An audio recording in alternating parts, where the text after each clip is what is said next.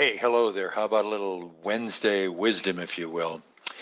We get aggregated numbers on tanning salons after the peak season and after the non-peak season. And of course, we get numbers on revenues and average per sales for lotions for services. We look at EFTs, EFT cancels, all of that kind of thing. We know if the client is ahead or behind last year for the season or the non-season. We look at it on a per employee basis. But let me give you something to think about. So we had a group of clients that we aggregated their numbers, and these numbers are kind of frightening. We've got 2020, the peak season, the new peak season coming up. Their numbers for peak season 2019 were 285%. I wish I was talking about sales.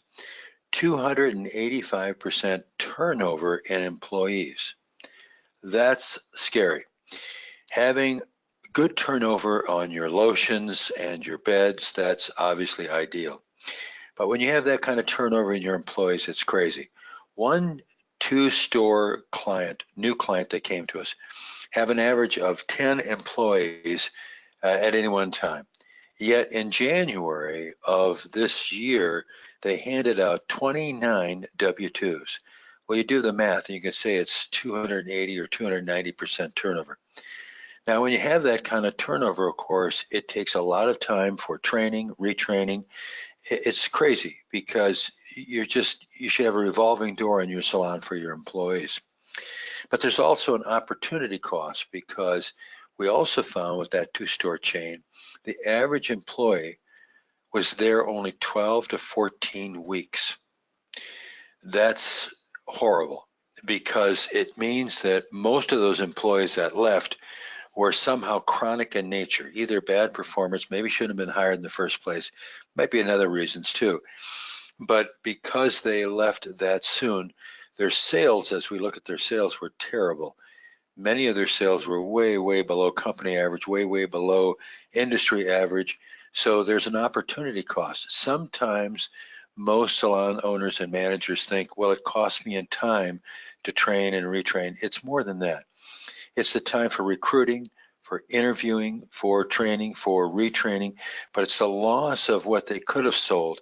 If you start to take a look at the number of transactions that some of those chronic employees had, and you multiply that times the dollars that they missed off of the average of your salon, and that's what we call opportunity costing, and we do this a lot of times for clients, whatever.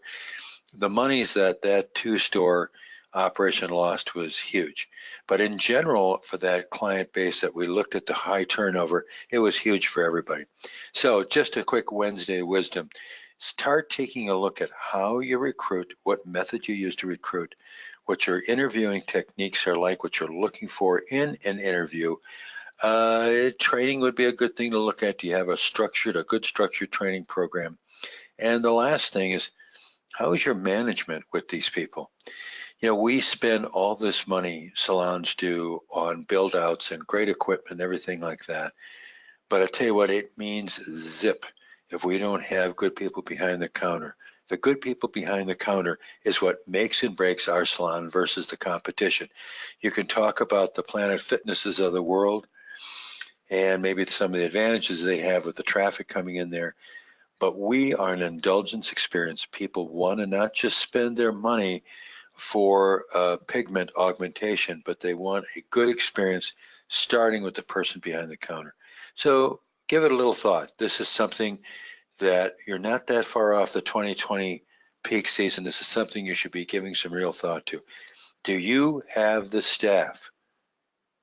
And do you train and manage that staff the way you should going into the next peak season?